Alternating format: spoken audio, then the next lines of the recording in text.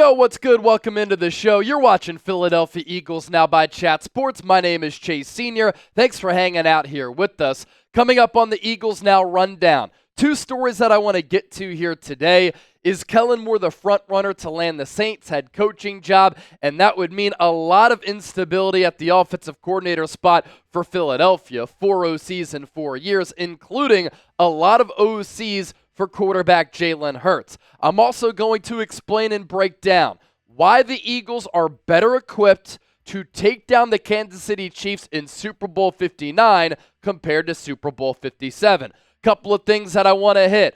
Join us tomorrow on Thursday, January 30th. Eagles Now will be going live at 5:30 p.m. Eastern, 2:30 out there on the West Coast. So hit that sub button so that you can watch and join the show. And while you're at it, hit that bell icon, turn on your notifications. Therefore, anytime we go live for a live show, watch party, anytime we push out a video like this, you will be notified. And an exciting announcement. Eagles Now will be live from Super Bowl Radio Row in New Orleans all next week. We're going to drive there on Sunday. We will be there until the lead up of kickoff, and then, of course, back in the Chat Sports studios for another watch party, player interviews, coach interviews. We'll catch up with so many people throughout the week. It is really the mega spot to be if you're an NFL fan, and if you're going to be in New Orleans, hit me up on social media at Chase_Senior on X and Instagram so that hopefully we can link up. And, of course, this is why you subscribe the best Eagles coverage right here on YouTube. All right, let's get the show underway here. Kellen Moore, is he the favorite to land that Saints head coaching job? New Orleans last year during the 2024 campaign, firing Dennis Allen, Darren Rizzi, their special teams coordinator, stepped in as the interim coach, and a lot of candidates seem to not want this job. A series of tweets last night, Tuesday going into Wednesday, with some intel on what's going down in New Orleans, where the Eagles will be for the Super Bowl. First from Tom Pelissero, that former Cowboys coach Mike McCarthy has decided to focus on the 2026 hiring cycle. Will not coach in the NFL in 2025. McCarthy, who has made the playoffs 12 times in 18 years, is expected to be a strong candidate a year from now. And then Mike Garafolo with this. Coming off the Saints interview with Kellen Moore, the Eagles offensive coordinator remains the most likely head coach in New Orleans, but nothing is or can be finalized at this point. And then we shift gears to what Adam Schefter said. First in his ESPN story that he reported on this morning. Mike McCarthy, former Cowboys coach who was in the running for the Saints job, no longer planning to coach this year. Eagles offensive coordinator Kellen Moore has emerged as a lead candidate to fill the New Orleans vacancy. No final decision has been made by New Orleans, which has held second interviews with 3 known candidates. Moore, Miami Dolphins defensive coordinator Anthony Weaver, and New York Giants offensive coordinator Mike Kafka. Moore's second interview was on Monday, a day after his Eagles offense erupted for 55 points in an NFC Championship game rout of the Washington Commanders. And then this morning on this Wednesday, Adam Schefter was on with Andrew Salchunas and John Kincaid, friends of the show, and he said this: rising by the day, increasing all the time. 48 hours ago, I would have said he's right in it. And I think they haven't made a decision yet, the Saints apparently. They haven't finalized any deal to my knowledge. They can't, but it certainly sounds like it's trending in Kellen Moore's way. Now, if I was in the shoes of Kellen Moore, he's been an offensive coordinator and a successful one for a long period of time. When he was with the Dallas Cowboys, they were a top 5 overall offense in multiple statistical categories throughout his tenure there. And with Philadelphia, he's done a really good job with this running game, with Jalen Hurts, with the overall offensive production. And I know that he wants to be a head coach at some point. But if I was Kellen Moore, I don't know if I'd take the Saints job. They are in salary cap hell, and there isn't really light at the end of the tunnel financially. You have an iffy quarterback situation and a roster situation, and I don't think that team is all that talented. But it is one of 32 NFL jobs, and he has earned it. And so if he wants to take it, he wants to be a head coach. He didn't get the Dallas Cowboys job. maybe he takes that Saints job. And if he can maximize a player like Derek Carr, they do have Alvin Kamara on that team, Chris Olave, some decent talent, but they are older and expensive. Maybe he can get the Saints back on track. And if he does that, obviously a great job by him.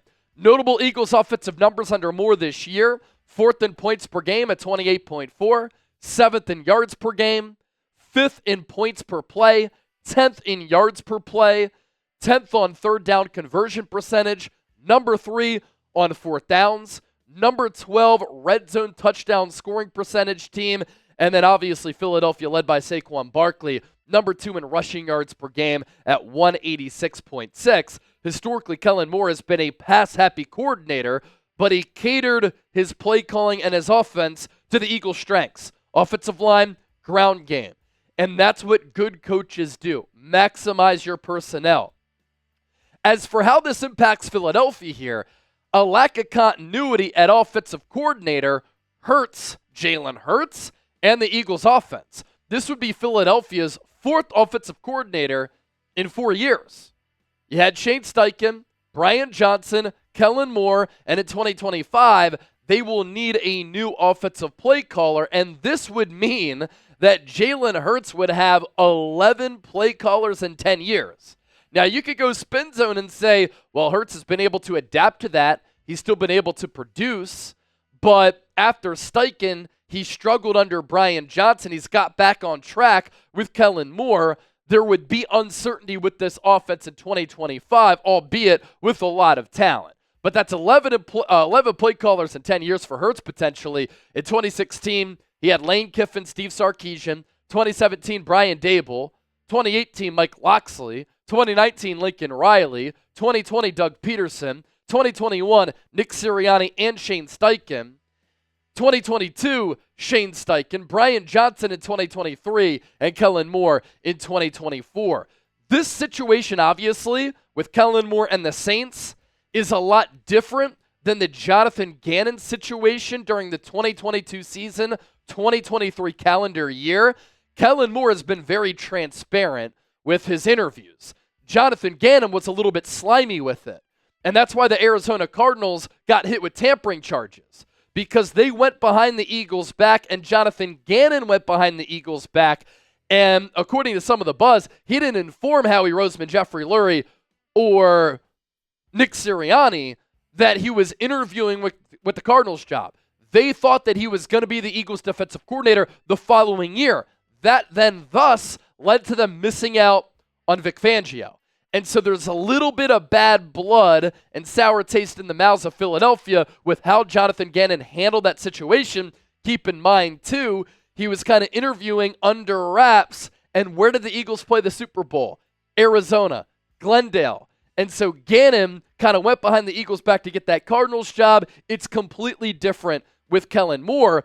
And you honestly hope that even though Kellen Moore can't officially get that Saints job right now, they come to an agreement sooner rather than later, so then Kellen Moore can fully focus on winning Super Bowl 59 and game planning against Kansas City, whereas Jonathan Ganon, I think his mind was in a different place trying to get that Cardinals job, and it took him away from game planning against the Chiefs in Super Bowl 57. Didn't make those second half adjustments. The only incompletion for Patrick Mahomes after recess in Super Bowl 57 was on a throwaway, and Jonathan Ganon got schooled by Mahomes and Andy Reid. This is also why it's important to finish the job this year. Nothing is promised for next year. The Eagles have a special team. They have had health on their side. They are so talented.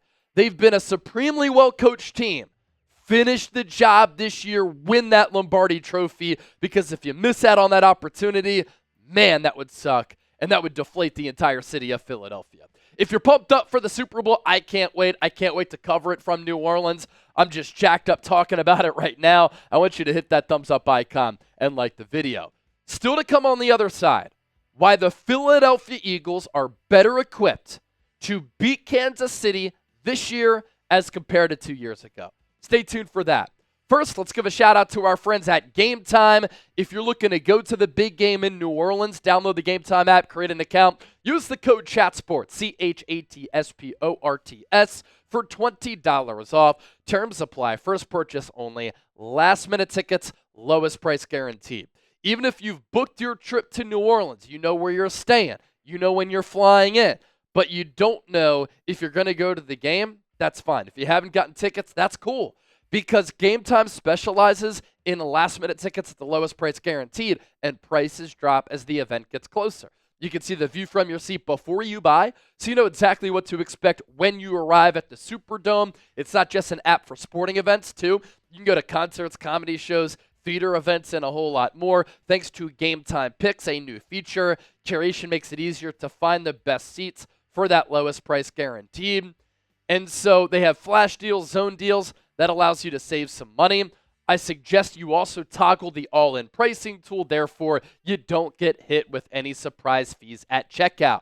So, last time, download the Game Time app, create an account, use the code CHATSPORTS, CHATSPORTS, for $20 off. Terms apply. First purchase only. We move ahead on today's show. I'm going to explain and break down why the Philadelphia Eagles are better equipped to take down the Kansas City Chiefs in Super Bowl 59 compared to Super Bowl 57, as this game, it's going down in New Orleans in a couple of Sundays.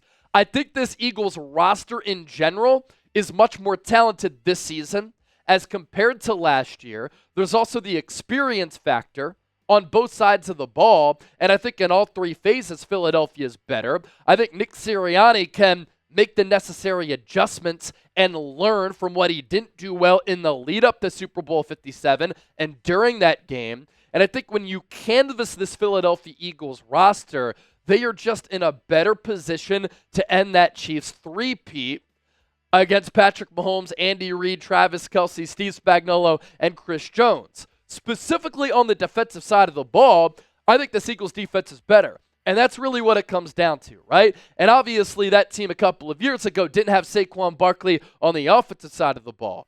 And I don't think that offensive line was as good then as it is now, even though you take away Jason Kelce, you replace him with Cam Jurgens. I just think this Eagles roster from top to bottom is much better. But with this Eagles defense, I'd take Vic Fangio over Jonathan Ganon any day of the week, and again on Sunday. He is one of the top defensive minds in the history of the NFL, and Jonathan Ganon was pantsed by Andy Reid and Patrick Mahomes a couple of years ago in Arizona.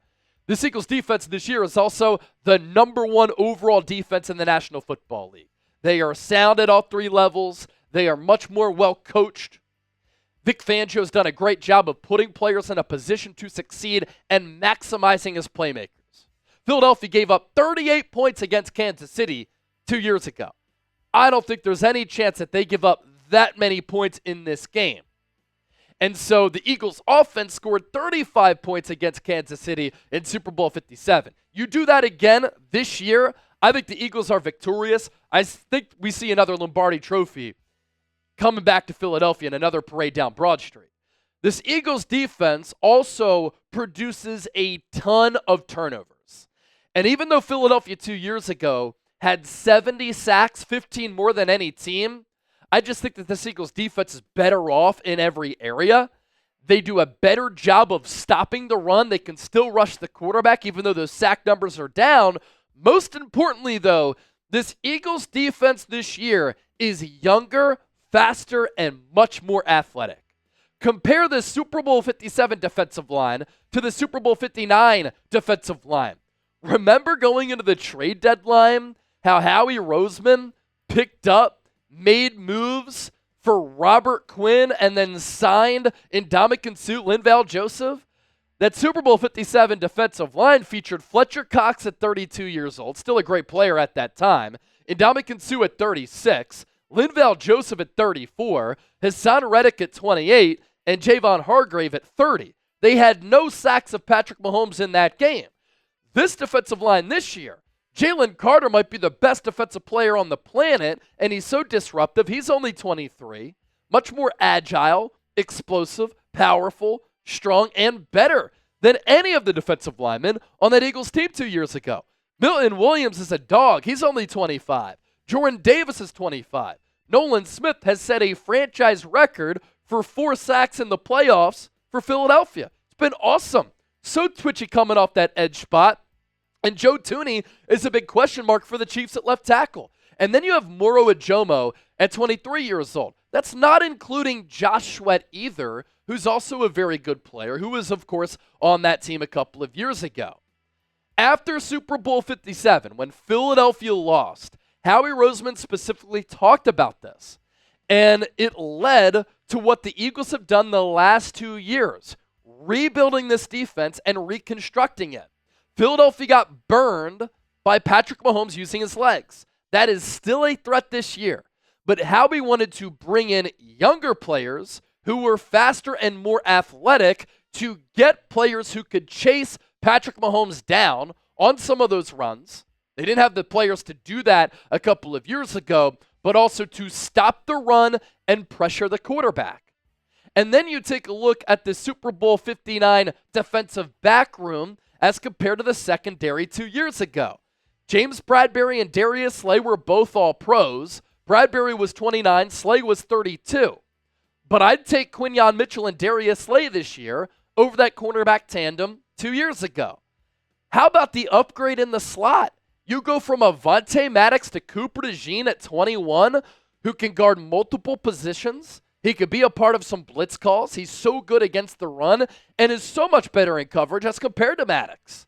Reed Blankenship is a better safety than Marcus Epps, and he's younger, and you have a more experienced player in C.J. Gardner-Johnson, who a couple of years ago was new to playing the safety spot. Now he's improved, more experienced, and he's the heartbeat of that back end. And so this Eagles secondary is also so much better compared to that team a couple of years ago. And this Eagles linebacking core, led by Zack Baun, is better than the linebacking core from 2 years ago when TJ Edwards and Kaiser White were the starting backers. So the Eagles starting defense in Super Bowl 57, Josh Sweat, Javon Hargrave, Fletcher Cox, Linval Joseph, Hassan Reddick, TJ Edwards, Darius Slay, James Bradberry, Avonte Maddox, CJ Gardner-Johnson, and Marcus Epps. The projected starters for Super Bowl 59, Josh Sweat, Jalen Carter, Jordan Davis, Nolan Smith, Zack Baun, Oren Burks, Darius Slay, Quinyon Mitchell, Cooper DeJean, CJ Gardner-Johnson, and Reed Blankenship. All of those guys highlighted in neon green are new starters this year compared to the 2022 season. And so I think this is really good news and a good development and a good sign for this Eagles team in their quest to end the Chiefs' three-peat. And I also think that Chiefs offense was a little bit better production-wise and talent-wise compared to what they offer this year. Their wide receiver talent, it is very average. They can't generate explosive throws downfield or explosive runs. Isaiah Pacheco still working off the effects of that ankle injury. Kareem Hunt was getting a lot of the carries in the AFC Championship game. Marquise Brown and Xavier Worthy are very fast. But outside of that, Juju Smith-Schuster is much older now. And Travis Kelce is a little bit older, but that is a big matchup to watch. Him against Zack Baun, him against Oren Burks. Especially after Zach Ertz really had his way against this Eagles team in the NFC Championship game. So some thoughts there.